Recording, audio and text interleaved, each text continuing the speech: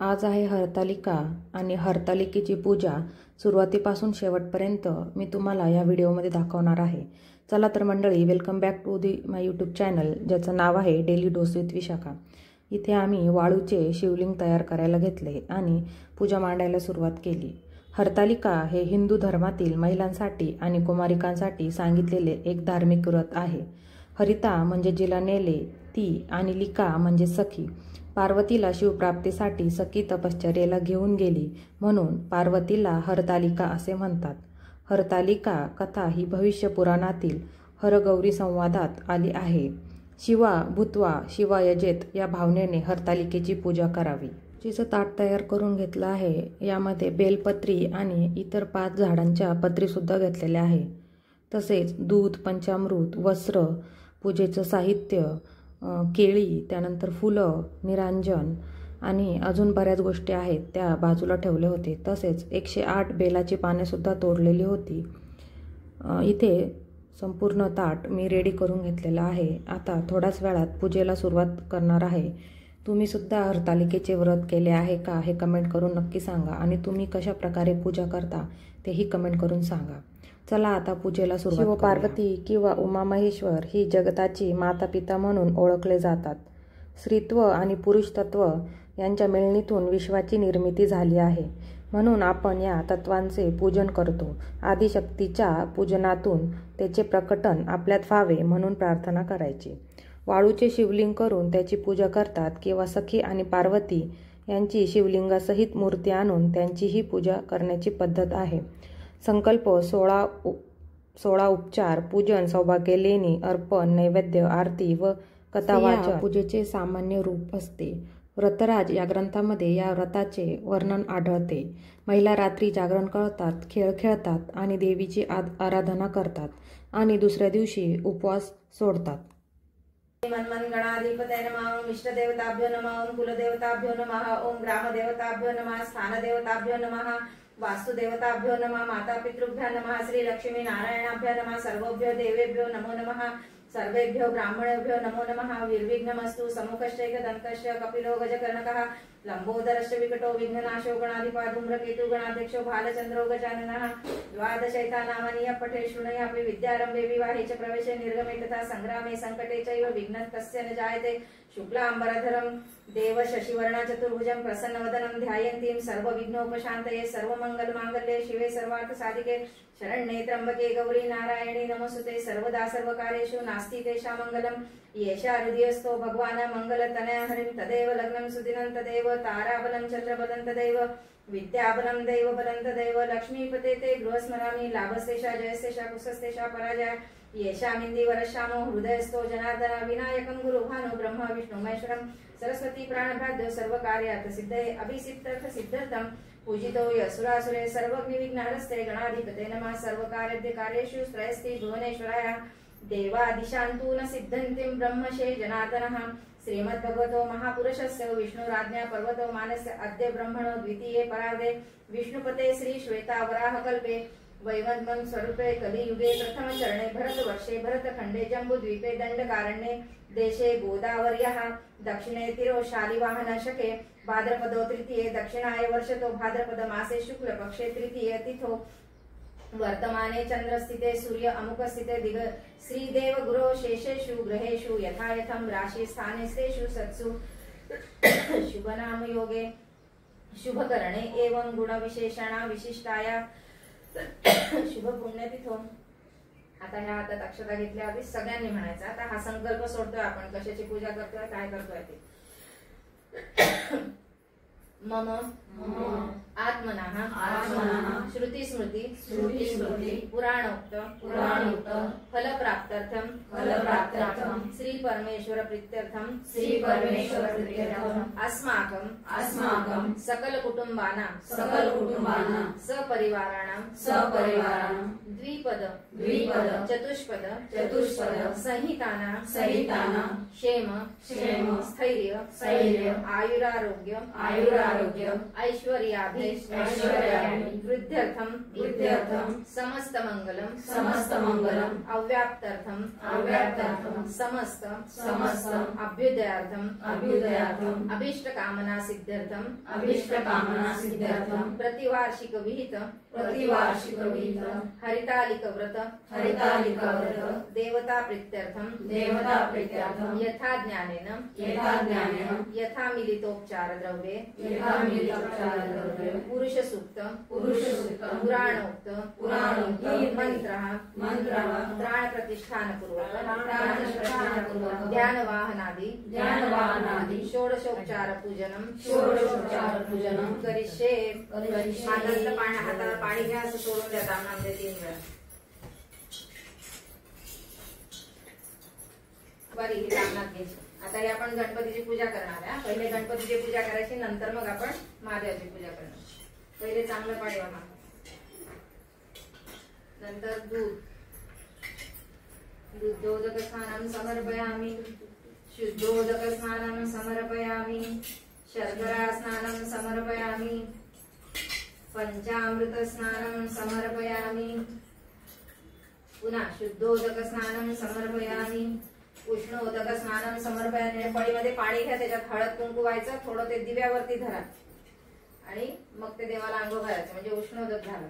उष्णोदक स्नानं समर्पयामि, शुद्धोदक स्नानं समर्पयामि, आणि तो गणपती उचलून परत त्याच्यावर ठेवून द्यायचा।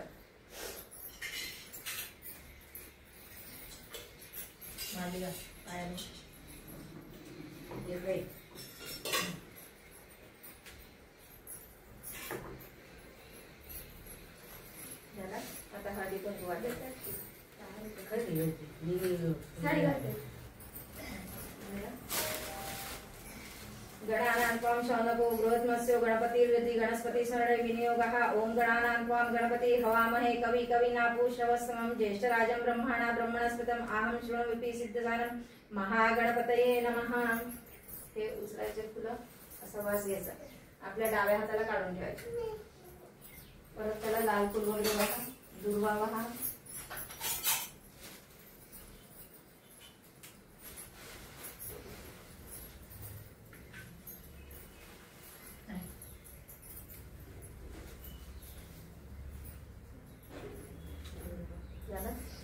परत तो गणपती मग तामास घ्या। आपण आता हे अभिषेक करू गणपतीवर। चला, हरि ओम नमस्ते गणपतये त्वमेव प्रत्यक्षं तत्त्वमसि, त्वमेव केवलं हर्तासि, त्वमेव केवलं धर्तासि, त्वमेव सर्वं खल्विदं ब्रह्मासि, त्वं साक्षादात्मासि नित्यं। ऋतं वच्मि सत्यं वच्मि, अवत्वं माम् अववक्तारम् अवश्रोतारम् अवदातारम् अवधातारम् अवानुचानम् अवशिष्यम् अवपश्चातात् अवपुरस्तात् अवोत्तरातात् अवदक्षिणातात् अवचोर्ध्वातात् अवधरातात् सर्वतो मां पाहि पाहि समन्तात्। त्वं वाङ्मयस्मच्चिन्मयः त्वमानन्दमयस्व ब्रह्मयः, त्वं सच्चिदानन्दाद्वितीयोऽसि, त्वं प्रत्यक्षं ब्रह्मासि, त्वं ज्ञानमयो विज्ञानमयोऽसि। सर्वं जगदिदं ततो जायते, सर्वं जगदिदं तत्त्वतिष्ठति, सर्वं जगदिदं त्वयि लयमेष्यति, सर्वं जगदिदं त्वयि प्रत्येति। त्वं भूमिरापो नलो नीलो नभः, त्वं चत्वारि वाक्पदानि, त्वं गुणत्रयातीतः, त्वं देहत्रयातीतः, त्वं कालत्रयातीतः, त्वं मूलाधारसिद्ध्योऽसि नित्यं, त्वं शक्तित्रयात्मकः, त्वं योगिनो ध्यायन्ति नित्यं। ब्रह्मास्त्वं विष्णुस्त्वं रुद्रस्त्वं इन्द्रस्त्वं अग्निस्त्वं वायुस्त्वं सूर्यस्त्वं चन्द्रमास्त्वं ब्रह्मभूर्भुवस्वरूपं। गणादिपुरमुच्चार्य वर्णादि तदनन्तरम् अनुस्वारः परतरः अर्धेन्दुलसितं तारेण रुदम् एतत्त्वं मनस्वरूपम्।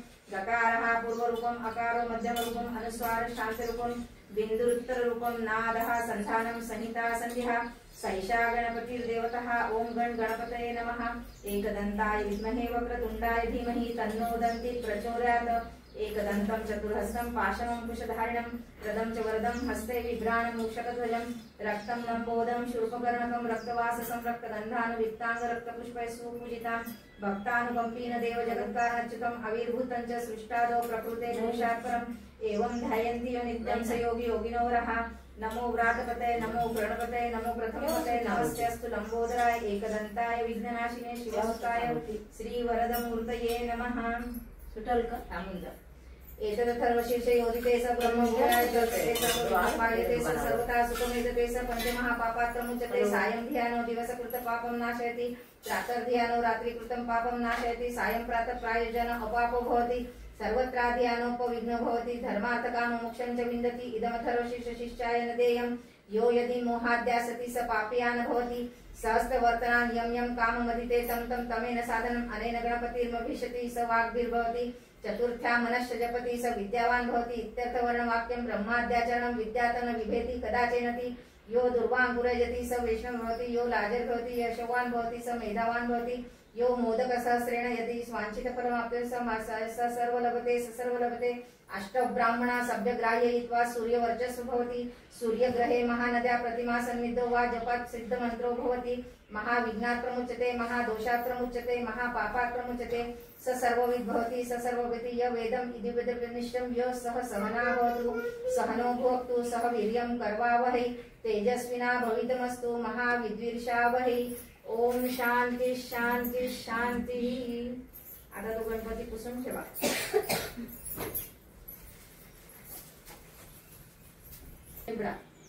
शुद्धोदक स्नानं समर्पयामि। ते फुल टाकून द्या। दुग्धोदक स्नानं समर्पयामि। शुद्धोदक स्नानं समर्पयामि। पंचामृत स्नानं समर्पयामि। पुनः शुद्धोदक स्नानं समर्पयामि।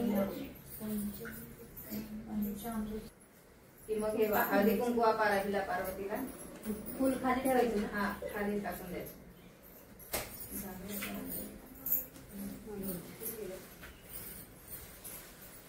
पार्वतीला हे व्हायला की शंकराला वस्त्र व्हायचे। तुला हवंय ना हे?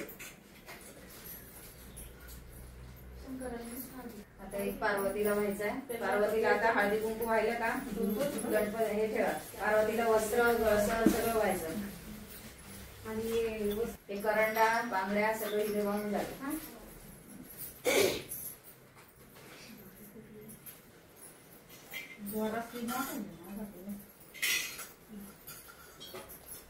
आता पत्री घेऊन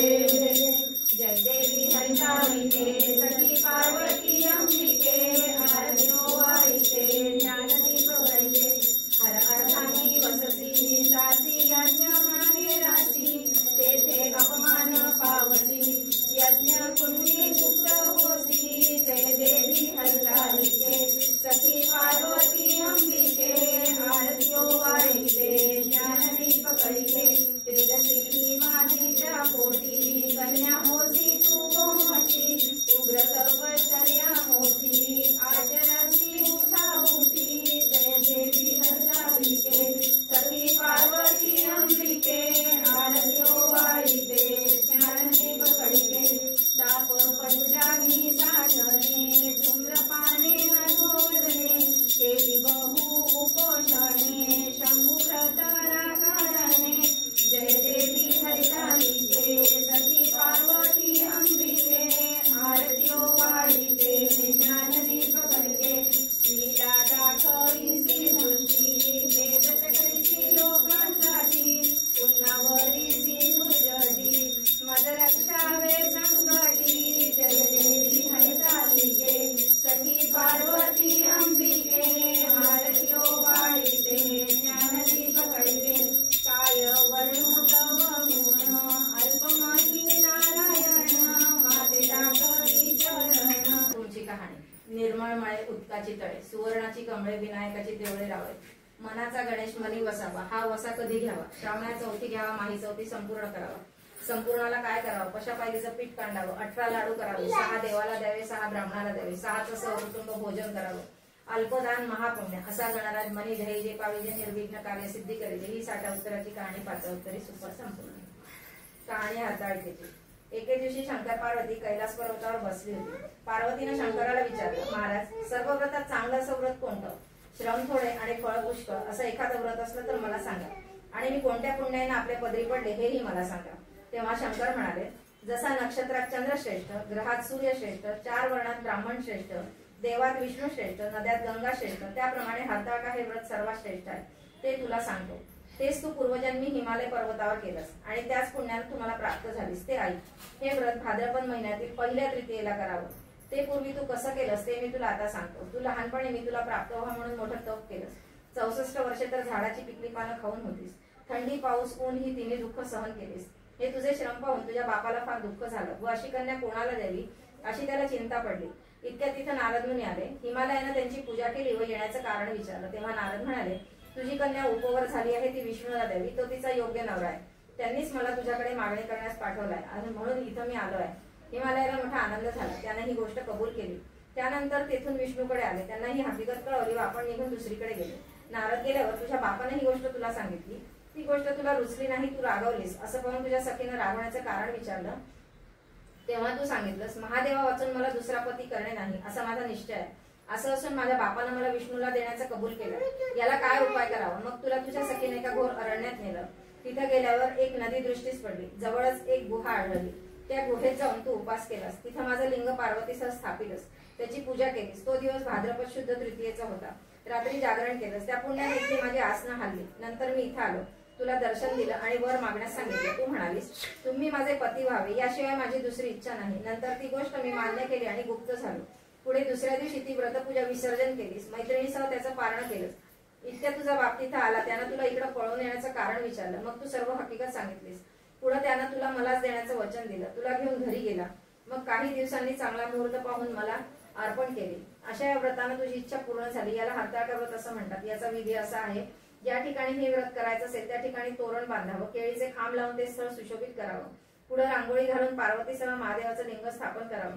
षोडशोपचारांनी त्याची पूजा करावी. मनोभावे त्याची प्रार्थना करावी. नंतर ही कहाणी करावी व रात्री जागरण करावं. या व्रतानं प्राणी पापापासून मुक्त होतो. 7 जन्माचं पातक नाहीसं होतं. राज्य मिळतं. स्त्रियांचं सौभाग्य वाढतं. या दिवशी जर बायकांनी काही खाल्लं तर 7 बंद्या होतात. दरिद्र येतं व पुत्रशोक होतो. कहाणी ऐकल्यावर सुवासिनींना यथाशक्ती वाण द्यावं. दुसऱ्या दिवशी उत्तर पूजा करावी आणि व्रताचं विसर्जन करावं. ही 60 उत्तराची कहाणी 5 उत्तरी, देवा ब्राह्मणाचे दारी, गाईचे गोठी, पिंपळाचे पारी, सुफळ संपूर्ण.